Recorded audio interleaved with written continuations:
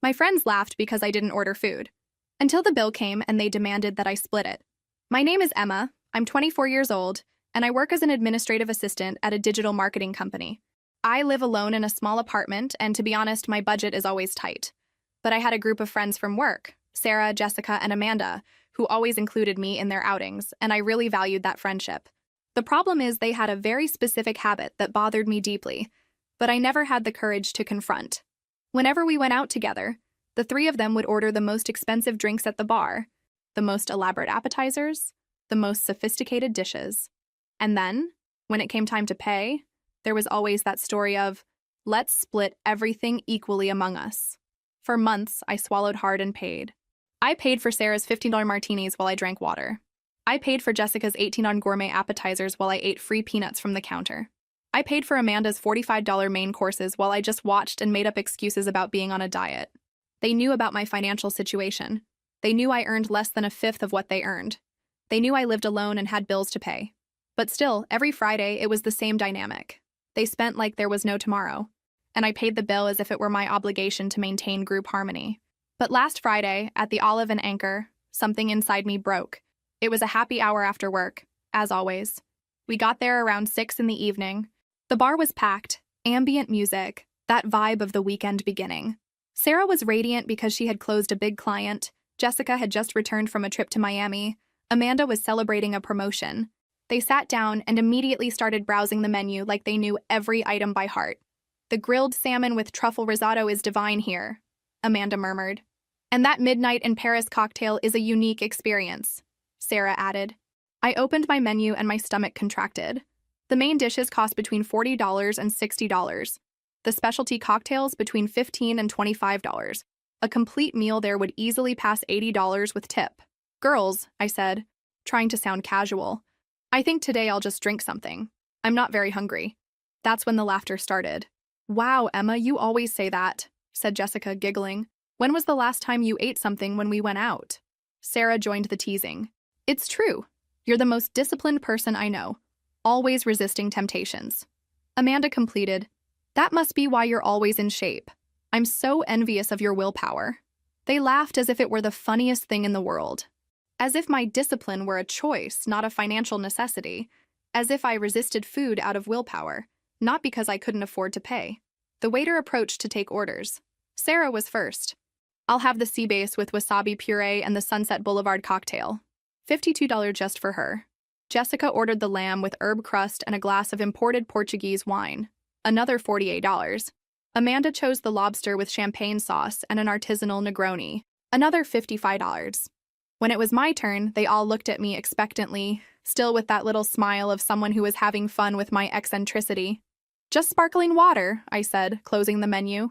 The silence was instant and embarrassing. The waiter seemed confused. "Are you sure? Not even an appetizer? Maybe some nachos?" "I'm sure, thank you." That's when the real jokes started. "Guys, Emma is taking this diet very seriously," said Sarah, feigning concern. "Could she be overdoing it?" "Yeah, honey," Jessica agreed. "You can eat something small. It won't hurt." Amanda was more direct. "Or could it be a money issue? Because if it is, we can—" "No," I interrupted too quickly, feeling my cheeks burn. "It's not that. I'm just not hungry." They exchanged looks that I couldn't interpret at the time. Now I know they were looks from people who were planning something. Throughout the entire meal, they made sure to highlight how delicious the food was. "Emma, are you sure you don't want to try? This sea bass is divine. Wow, this lamb is perfectly cooked. You're missing out. This champagne sauce is a unique experience." Each comment was a disguised jab. Each compliment about the food was a way to remind me of what I was missing by my own choice. They were having fun with my situation, and I was finally starting to realize it. When they finished eating, Sarah ordered dessert. "The Belgian chocolate cake with vanilla ice cream is unmissable," she said, already waving to the waiter. Jessica and Amanda immediately agreed. Another $15 each. I drank my sparkling water and forced smiles while they savored their expensive desserts. I calculated mentally. Each of them had already spent more than $70. I had spent $3. That's when the bill arrived. Sarah grabbed the check, looked quickly, and announced naturally, $218. Should we split it 4 ways? That's $54.50 each. My heart stopped. $54.50. For my $3 sparkling water. Wait, I said, my voice coming out louder than intended. I only had water. It doesn't make sense for me to pay $54.50. The mood at the table changed instantly. The giggles stopped. The smiles disappeared. Jessica was the first to speak. Emma, we always split the bill equally. It's easier that way. But I didn't eat anything, I protested. You knew I was only going to drink water. Sarah sighed, as if I was being difficult. It's a matter of practicality. And besides, you were here with us. Enjoyed the atmosphere, the company. Enjoyed the atmosphere? I repeated incredulously. You want me to pay $54.50 for enjoying the atmosphere? Amanda tried to be diplomatic. Look, Emma, we understand your situation, but when you go out in a group, it's normal to split the costs. It's a matter of social etiquette. Social etiquette. As if I were rude for not wanting to pay for food I didn't eat. Girls, I said, trying to stay calm, I can pay my fair share. $3 for the water plus proportional tip. That's about $4. The silence that followed was loaded with tension. Other people at nearby tables started looking in our direction. Sarah put her card back in her purse, visibly irritated. You know what, Emma? This is very embarrassing. We've always split everything, and it was never a problem. It was never a problem because I always paid quietly, I replied, feeling a courage I didn't know I had. But this time I'm not paying for your dishes. Jessica shook her head disapprovingly. What an unpleasant situation. Now we'll have to explain to the waiter. Split the bill. It was incredible. They were making me feel guilty for not wanting to pay $54.50 for $3 water. I was the villain for establishing a basic boundary. You can explain to the waiter, I said, getting up and grabbing my purse. I'm not paying for your food. Never again. I left $4 on the table, more than enough to cover my water with a generous tip, and left the restaurant with trembling legs, but my head held high. Behind me, I heard Sarah calling the waiter. Sorry, but we're going to need to split the bill. I got home and collapsed on the couch, still processing what had happened. For months I had been the idiot who paid for others without questioning. For months they laughed at my discipline, knowing exactly why I didn't eat. They knew I didn't have money and found it funny. They knew I struggled to pay their share and didn't care. Worse, they had fun with it. But as painful as it was to admit, I had allowed it. I had accepted this dynamic for months because I didn't want to lose my friends, because I thought it was better to be exploited than to be alone. That night, lying in bed, I made a decision. Never again. Never again would I pay for others out of fear of confrontation. Never again would I accept being treated like a doormat because of money. I had no idea that this decision would change everything, and that things were just beginning. The confrontation begins. On Monday, I arrived at the office prepared for some kind of tension. Sarah, Jessica, and Amanda were in the break room having coffee, talking quietly among themselves. When they saw me, the conversation stopped abruptly. Good morning, girls, I greeted normally. Good morning, they replied in chorus. But the atmosphere was strange, cold. Throughout the morning, I noticed sideways glances, whispers that stopped when I approached. At lunchtime, they left together without inviting me, something that had never happened before. It was Carla from HR who told me what was going on. Emma, she said, approaching my desk at the end of the afternoon. Can I talk to you for a minute? We went to the empty meeting room. Carla closed the door and sat across from me with a worried expression. Look, I don't know if I should tell you this, but the girls are spreading that you caused a scene at the restaurant on Friday, that you refused to pay your share of the bill and left them in an embarrassing situation. My blood boiled. They said that? Sarah was in the kitchen telling a bunch of people that you all went to dinner together, and when it came time to split the bill, you made a drama because you didn't want to pay. According to her, you always accept invitations but then make trouble when it's time to pay. I was shaking with rage. They had completely distorted the story. In their version, I was the freeloader, the one who caused problems over money. Carla, can I tell you what really happened? She nodded, and I told her everything. How they always ordered the most expensive things, knowing my financial situation. How I always ended up paying for others. How on Friday I finally established a limit by refusing to pay $54.50 for $3 water. Wow, said Carla when I finished. That changes everything. They really made it seem like you were the problematic one in the story. And now everyone in the office must be thinking I'm stingy and difficult. Carla sighed. Some colleagues did comment. But now that I know your version, I can talk to some people, clarify things discreetly. I thanked Carla, but I knew the damage was already done. Their narrative had spread first, and it was always harder to correct a distorted story than to tell the truth from the beginning. During the rest of the week, I felt the environment changing around me. Some people treated me with subtle coldness. Others avoided talking about money or plans to go out when I was around. Sarah, Jessica, and Amanda acted as if nothing had happened, but no longer included me in conversations about outings or events. That's when I received an unexpected invitation. On Thursday, my phone buzzed with a message from a number I took a while to recognize. It was from Brenda, a colleague from finance who I rarely talk to beyond basic greetings. "Hi, Emma. A group of us is going to have a happy hour on Friday at Rusty Anchor. Nothing too fancy, just to relax after the week. Want to come?" I hesitated. After everything that had happened, the idea of going out with work colleagues made me anxious. But at the same time, I didn't want to isolate myself completely. "Who's going to be there?" I asked. "Me, Marcus from IT, Anna from accounting, John from marketing, and 2 or 3 other people, chill people." Rusty Anchor was a much simpler bar than Olive and Anchor. Affordable beers, homemade snacks, casual atmosphere, nothing like the sophisticated places that Sarah and her group frequented. "Okay, I'll go. What time?" New friends, new perspectives. On Friday after work, I went to Rusty Anchor with cautious expectations. The place was exactly as I imagined. Small, cozy, with classic rock music playing softly and decoration that wasn't trying to impress anyone. Brenda was already there with the group. Marcus, a guy in his 30s with a scruffy beard and a very relaxed personality. Anna, a 40-year-old woman, mother of 2 children, always friendly, but whom I had never had a chance to get to know better. John, a guy my age who had recently joined the company. "Emma, so good that you came," said Brenda, giving me a genuine hug. We sat at a round table and Marcus immediately asked, "What are you all going to have?" "The first round is on me. First round on someone else." What a revolutionary concept. I ordered a canned beer, nothing sophisticated. Anna ordered a draft beer. John wanted a simple gin and tonic. Nobody was trying to impress anyone with expensive orders. The conversation flowed naturally. We talked about work, but also about movies, music, trips we'd like to take. Marcus told hilarious stories about the IT problems he solved. Anna talked about the craziness of raising 2 teenagers. John shared his adventures as a recent graduate trying to understand adult life.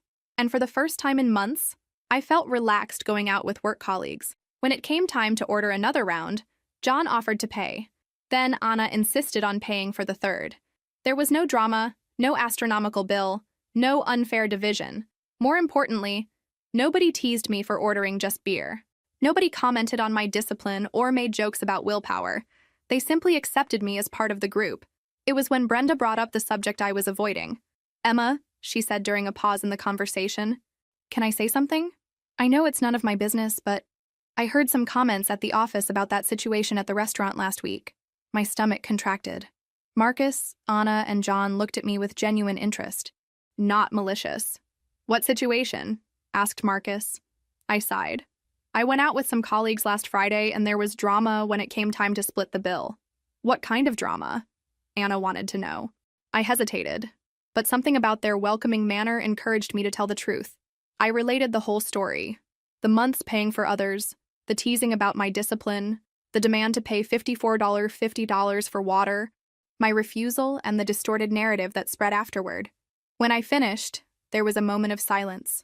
"Man," said Marcus, "that's messed up. They really made you pay for the others for months? And on top of that, they spread that you were the problematic one?" John added, indignant. Anna shook her head. "That's exploitation. And I thought it was just in my head." "What do you mean?" I asked. "I've gone out with them a few times," Anna explained. "I always thought there was something strange.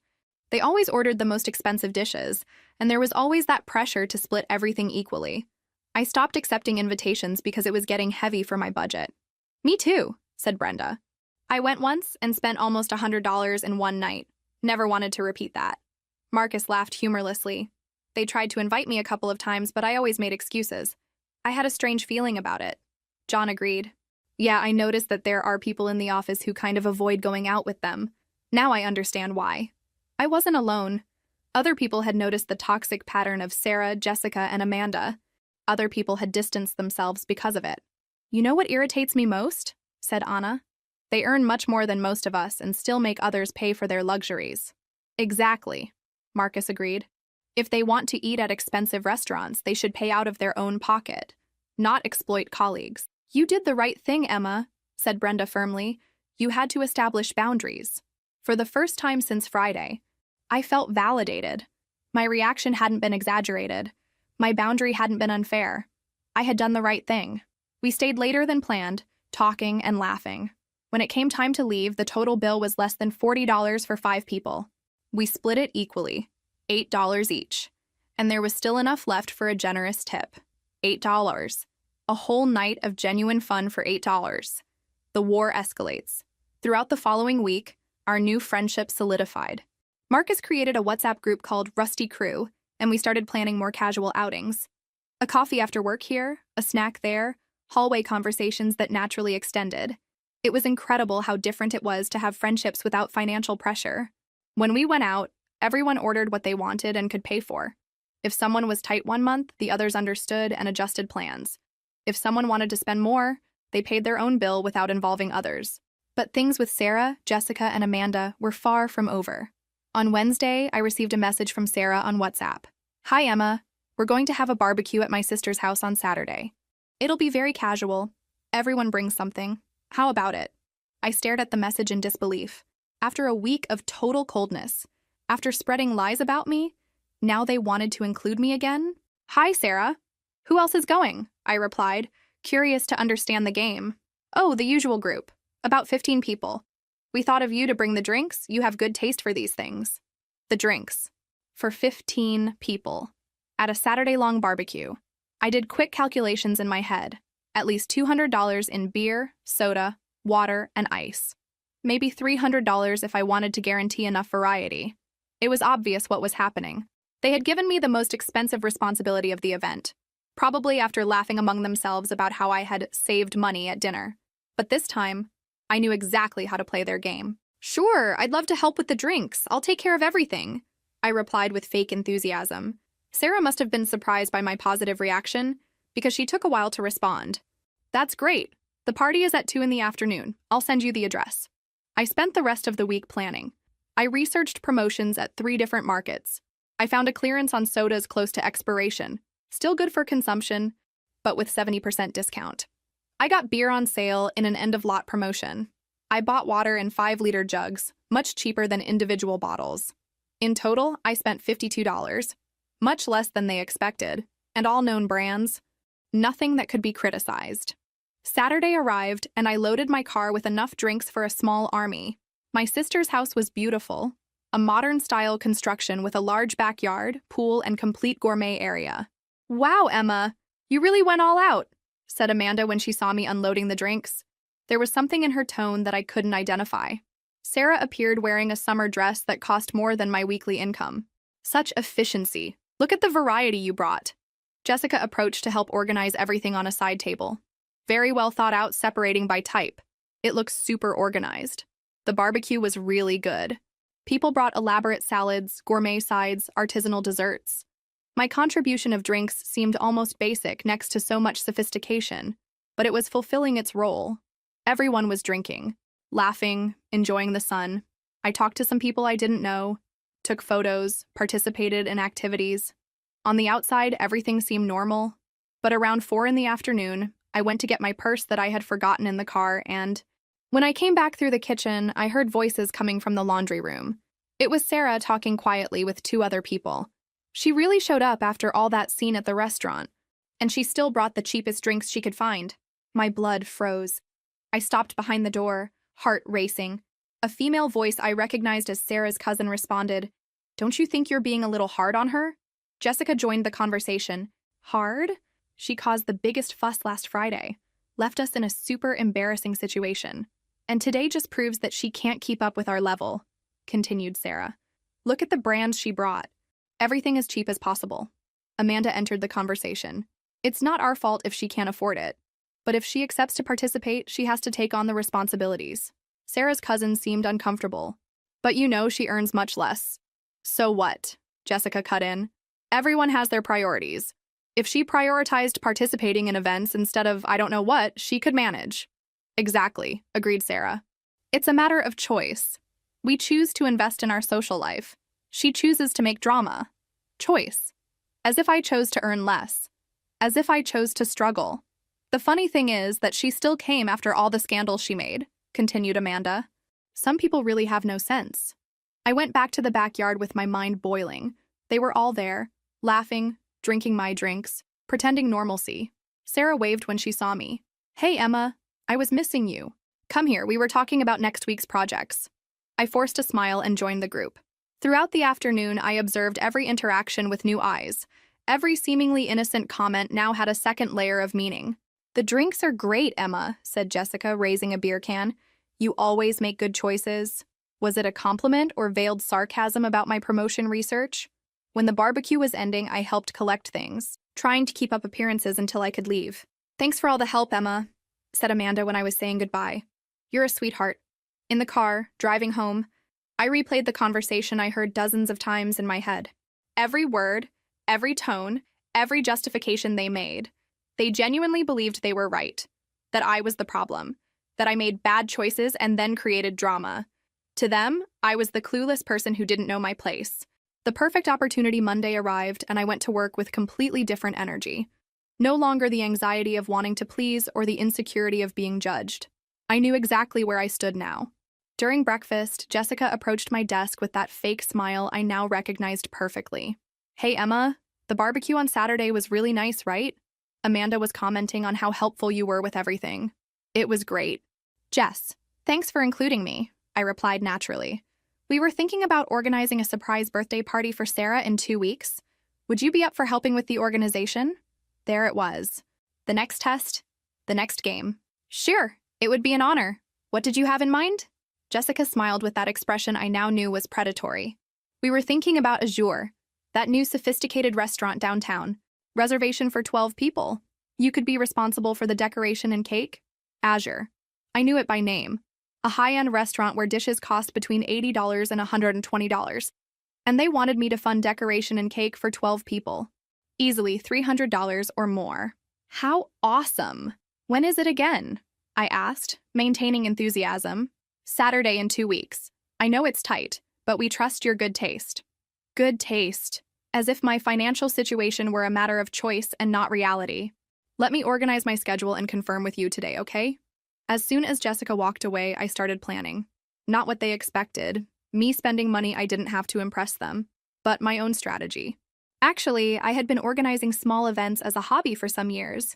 Birthday parties for family friends, simple celebrations. I had some supplier contacts and knew how to make things look beautiful without spending much. I spent 2 weeks planning meticulously. I got decorations rented for a fair price, negotiated a beautiful but economical cake with a small bakery I knew. Total, $240. Expensive for me, but doable if I put it on the credit card. And more importantly, I had a plan they would never expect. Jessica, I called when I saw her in the hallway. I confirmed. I can take care of the decoration and cake. She seemed genuinely surprised. Really? That's incredible. Sarah is going to be emotional. I have some ideas that will make everything beautiful, I replied. And I really did. During the 2 weeks, I pretended to be super excited. I sent messages in the group asking about Sarah's preferences, talking about the surprises I was preparing, showing myself completely involved. Sarah was radiant. Girls, I can't even sleep from anxiety. It's going to be the most special birthday of my life. Amanda agreed. For sure. Our organizer is killing it. Our organizer. As if I were their employee. On Friday, I finalized all preparations. The decoration was really beautiful. Gold and pink tones, elegant centerpieces, metallic balloons. The cake was a work of art. 2 tiers, chocolate frosting, sugar flowers. Saturday morning, I arrived at Azure 2 hours early to set everything up. The restaurant was even more impressive inside than in the photos. Crystal chandeliers, noble wood furniture, panoramic city view. The manager helped me organize the reserved table. It looks spectacular, he said when we finished. Your friend is going to be emotional. The guests started arriving at 7. Sarah entered radiant, wearing a dress that cost more than 3 weeks of my income. My God, it's perfect, she exclaimed with tears in her eyes, hugging me tight.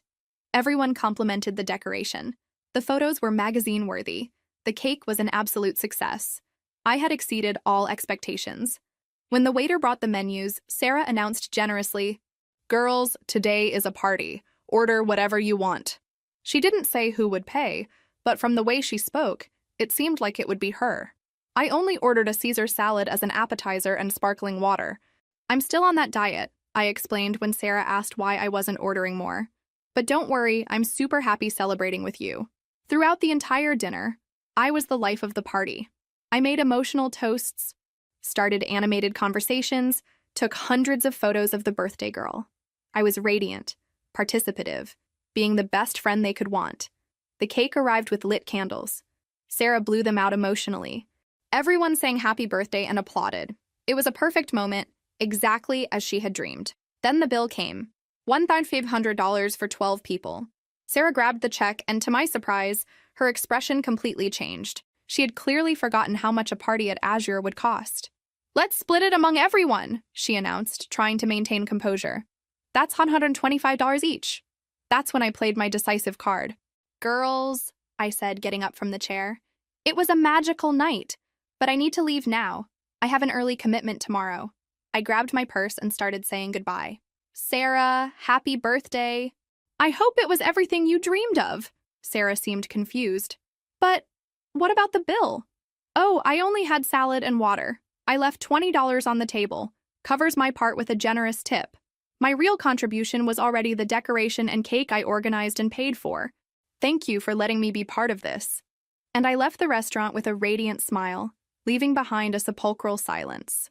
I knew exactly what was happening in there. They had planned to make me pay more than $100 for a dinner I barely touched, after I had already spent $240 organizing the entire party.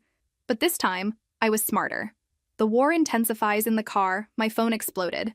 Sarah, Jessica, Amanda, all calling at the same time. I let them all go to voicemail. The messages started polite. "Emma, where did you go? Come back here." Then became desperate. "You can't leave like that. We have to split the bill." And finally became aggressive. "How rude. You organized the party. You have an obligation to stay until the end." I only replied to one message. "Girls, I organized and paid for all the decoration and cake. My contribution was already more than enough. I hope you enjoyed the party." Jessica's response came immediately. "This isn't fair. You knew how it worked." "I did know," I replied. "That's why I made clear from the beginning what my part would be." Sarah's response surprised me with its fury. "You humiliated us in front of everyone. What kind of friend does that?" "The kind who doesn't accept being exploited anymore," I replied. Amanda tried a more conciliatory tone. "Emma, we always split everything. That's how it works among friends." "No," I replied. "That's how you exploited those who earn less. Now it's over." The messages stopped for a few hours. Then Sarah sent one last one. "You're going to regret this." Monday at the office was a declaration of war. They arrived visibly furious. During coffee, I heard Jessica telling other colleagues. It was a public humiliation on Saturday. We organized a birthday party, and when it came time to pay, one person simply abandoned the group and left everyone paying for her. This time, they didn't just distort the story, they completely inverted it. "Wow, how horrible," said Marina. "What kind of person does that?" "Exactly," agreed Jessica. "We trusted her to organize, she agreed to participate, and at the H hour simply fled from responsibility." I was passing with my coffee when I heard this. I stopped and turned to the group. "Wow, what a terrible story," I said, approaching. "What party are you talking about?" Jessica was visibly uncomfortable, but maintained the lie. "A party we organized on Saturday. One person committed and then left us hanging." "Interesting," I replied calmly. "I also organized a party on Saturday. I spent $240 of my own money on decoration and cake, set everything up alone, made the event beautiful, and then paid my individual bill, $20 for salad and water. What a coincidence." The silence was embarrassing. Marina and the other colleagues looked from Jessica to me, clearly confused. Imagine if, after organizing and paying for all that, they still wanted me to pay another $120 for a salad. I continued laughing, as if the absurdity were obvious. It would be like I was obligated to pay for others' food just because I organized the event. How crazy, right? Marina nodded. "Wow, that would be unfair. If you already organized everything..." Jessica tried to defend herself. "But when you participate in a group, there's an implicit agreement." "Implicit agreement?" I repeated. "Like, if I organize a party and pay for decoration, I'm obligated to pay for others' food too? What kind of agreement is that?" The other colleagues seemed increasingly on my side.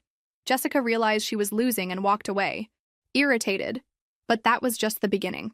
Throughout that week, Sarah, Jessica, and Amanda intensified the campaign against me. They spread increasingly distorted versions of the story. According to them, I was a freeloader, irresponsible, someone who accepted responsibilities and then ran from them. Emma has always been weird about money, I heard Amanda commenting in the break room. She accepts invitations but then makes a fuss when it's time to pay. It's a behavioral pattern, agreed Sarah. We tried to include her out of pity, but it got to a point where it wasn't possible anymore. Out of pity. As if they were charitable, including me in their groups. Some people in the office started treating me coldly. Others avoided talking about money when I was around. The environment became heavy, but I wasn't alone. Marcus, Brenda, Anna, and John, my new group of friends, were indignant when they learned about the new version of the story. "They're spreading that you organized a party and then refused to pay?" asked Marcus, incredulous. "When you had already paid for the organization?" "It's impressively dishonest," said Brenda, distorting facts like that. Anna shook her head. "They really think they can rewrite reality." It was John who suggested, "You know what you should do? Show the receipts for decoration and cake. Then everyone sees how much you spent." It was a good idea. I had kept all the receipts. On Thursday, when I heard Sarah telling a particularly distorted version of the story in the break room, where I was a freeloader who organized a cheap party and then refused to pay the bill, I decided to act. "Sarah," I said, approaching with a folder in hand, "are you talking about your birthday party?" She tensed. I was explaining to Carla how some people have no responsibility. "Good thing you brought that up," I said, opening the folder. I brought the receipts to show everyone how much it cost to organize. I spread the receipts on the break room table. Rented decoration, $85, personalized cake, $120, flowers and candles, $35. Total, $240. "Wow," said Carla, looking at the receipts. "You spent all that?" "Of course," I replied. It was Sarah's birthday. I wanted it to be special. Sarah was visibly uncomfortable. "Emma, that's not the point." "How is it not?" I asked innocently. "You were explaining about responsibility. I thought it was important to show that I took my responsibility, organized and paid for all this. And then I still paid my own bill at the restaurant." Carla calculated quickly. "So you spent $240 on the party and still paid for your food?" "Exactly. $20 for salad and water. Total of $260, concluded Carla. "And even so, they wanted you to pay another $125? Sarah tried to explain herself. "It's that when you participate in a group." But she had already participated, Carla cut in, with $260, more than double what any other person spent. The math was simple and irrefutable. Sarah left the break room unable to defend herself. The truth comes to light. The story of the receipts spread quickly through the office. People began to understand that I wasn't the freeloader in the story. It was the opposite. "Wow, Emma spent more than $250 and they still wanted her to pay more?" I heard someone commenting. "That's a lot of nerve," another person replied. Their narrative began to crumble, but they didn't give up. On Friday, Jessica tried a different approach. She came to talk to me at the end of work. "Emma, I think there was a misunderstanding about this whole situation." "What misunderstanding?" I asked. "The issue isn't money," she said. "It's about loyalty to the group, about not abandoning friends in a difficult situation." "Difficult situation?" "When you left the restaurant, we were left in an embarrassing situation. We had to explain to the waiter, reorganize the bill." "Jessica," I said calmly, "I organized the entire party, spent $240 out of my pocket, and still paid my own bill. How is that abandonment?" "But you left before the end," she insisted. "That's not done." It was incredible. She genuinely believed I had an obligation to stay and pay for others' food. "What if I had stayed and refused to pay the $125s?" I asked. "That would be different. At least you would have stayed to talk. To have you pressure me until I gave in?" Jessica hesitated. "To resolve things civilly." "Civilly? Like you're doing now, spreading lies about me." "They're not lies," she defended herself. "It's our perspective of the facts." Perspective. That's how they justified the distortions. "Jessica, can I ask you something? Do you really think it was fair for me to pay $125 after already spending $240? She thought for a moment. "When you accept to participate in an event, you accept the responsibilities that come with it. Even spending more than any other person? It's a matter of principle," she said, as if that explained everything. Principle. For them, the principle was that I should pay for others, regardless of how much I had already contributed. "I understand," I said. "Thank you for clarifying." Jessica seemed hopeful. So can we resolve this? Resolve what? Go back to being friends. Forget all this confusion. There's nothing to resolve, Jessica. You made clear you think it's normal to exploit me financially. I made clear I don't accept that anymore.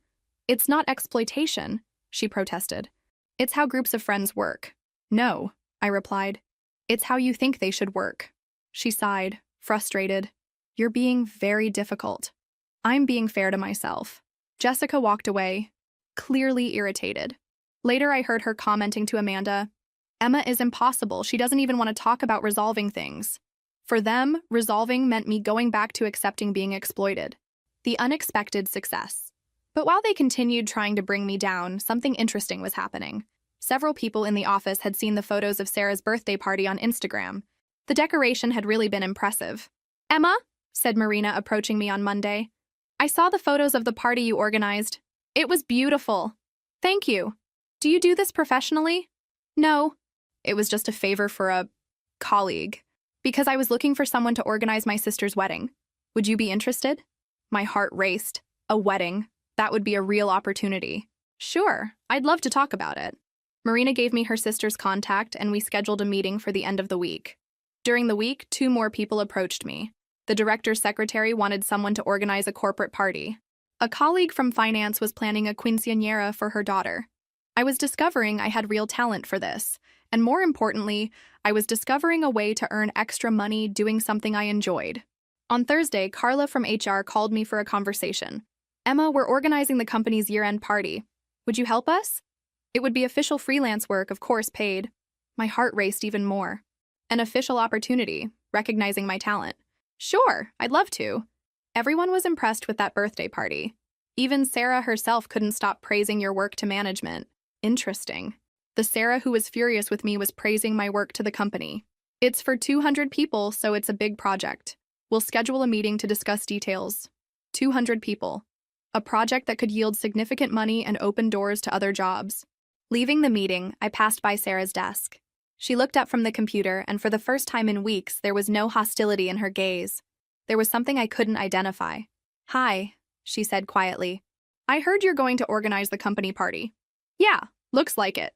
It's quite an opportunity, she said, and there was a note of respect in her voice. I'm excited, I replied. She hesitated, as if she wanted to say something more, but just nodded and went back to work. The turnaround. The year-end party was an absolute success. I received compliments from all levels of the company and $2,000 for the work. More importantly, I got 8 contacts from other companies interested in my services. Sarah, Jessica, and Amanda were at the party, trying to act normally, but the dynamic had changed forever. I was no longer the needy one they could exploit. During the party, several people approached me praising my work. You have natural talent. Have you thought about starting your own company? Give me your contact. Around 10 o'clock, Amanda approached. Congratulations on the party, it's incredible. Thank you, Amanda. We were thinking... She hesitated. How about we talk, just the 4 of us, to clarify things. What kind of clarification? Resolve our problems. Go back to being friends. I stared at her for a moment. Amanda, do you really think I should have paid $125 that night, after already spending $240? She became uncomfortable. It's complicated. No, I said. It's simple. Do you think yes or no? When you go out in a group, there's an understanding. Answer yes or no, I insisted.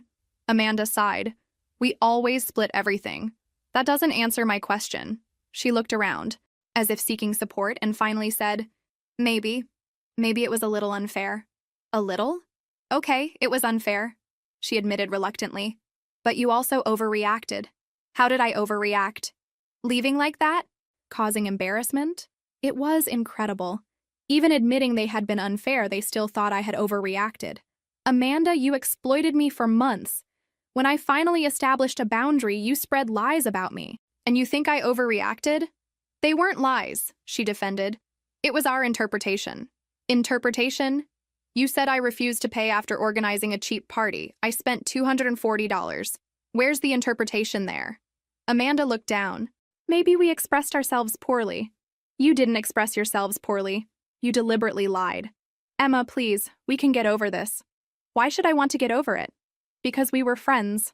No, I said calmly. You were predators and I was the prey. Now that I found my place, you want to go back to the old dynamic. It's not that. It's exactly that, Amanda. You're only approaching because you saw I don't need you anymore. Actually, I'm doing better without you. And it was true.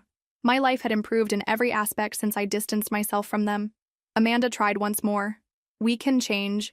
No, I replied. You can change? But that doesn't interest me anymore. I found people who truly respect me. She walked away, visibly frustrated. The new beginning 6 months later, I was in my own office. Luna Events.